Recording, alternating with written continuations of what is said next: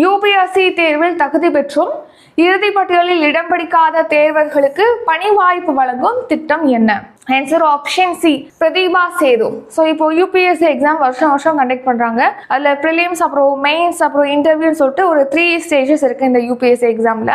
அந்த 3 நிலைகள்லுமே பாத்தீங்கன்னா அவங்க தகுதி பெறாங்க. ஆனா இறுதி பட்டியல், இந்த ஃபைனலிஸ்ட் லிஸ்ட் கொடுக்குறாங்க இல்லையா, அந்த ஜாப்கான அந்த பதவிக்கான தேர்வு செஞ்சு இறுதி பட்டியல் ரிலீஸ் பண்றாங்க இல்லையா, அதுல 3 நிலைகள்லயுமே பாஸ் ஆன நபர்கள் வந்து இடம்பெறாம இருக்காங்க இல்லையா, அவங்களுக்கு பணி வாய்ப்புகளை வழங்கணும்னு சொல்லிட்டு யூபிஎஸ்சி பாத்தீங்கன்னா பிரதிபா சேது அப்படிங்கிற ஒரு திட்டத்தை வந்து தொடங்கியிருக்காங்க.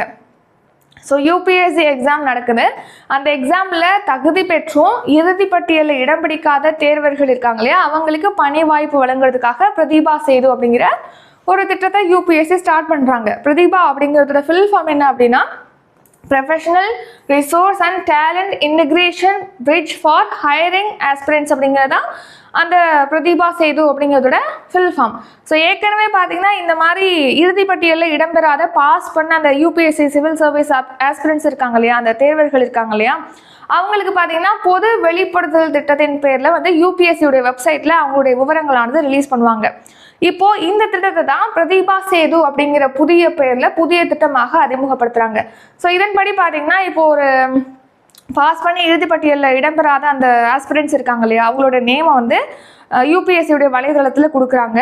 இப்போது ஜாப் தேவைப்படக்கூடிய ஜாப்புக்கு வந்து அப்பாயின்ட் பண்ணுறதுக்காக ரெடியாக இருக்கக்கூடிய அரசு நிறுவனங்களாக இருக்கட்டும், இல்லைனா ப்ரைவேட் கம்பெனிஸாக இருக்கட்டும், அவங்க உயர் அதிகாரிகள் பொறுப்பில் வந்து நியமிக்கிறதுக்காக ஒருத்தரை தேடுறாங்க அப்படின்னா இந்த பிரதிபா சேது அந்த தளத்தில் போய் அவங்க செக் பண்ணி லாகின் பண்ணிக்கலாம். லாகின் பண்ணி அவங்களுக்கு என்னென்ன ஜாப்புக்கு வேணும், என்ன படிச்சிருக்கணும், அவங்களுக்கு என்ன தகுதி இருக்கணும் அப்படிங்கிற மாதிரி அவங்க க்ரைட்டீரியாவை போட்டு அதுக்கேற்ற மாதிரியான நபரை வந்து சூஸ் பண்ணிக்கலாம். இந்த இறுதி தேர்வாளர்கள் இருக்காங்க இல்லையா, அவங்கலேருந்து ஒரு ஆளை சூஸ் பண்ணிக்கலாம் தேவைப்படுறவங்க.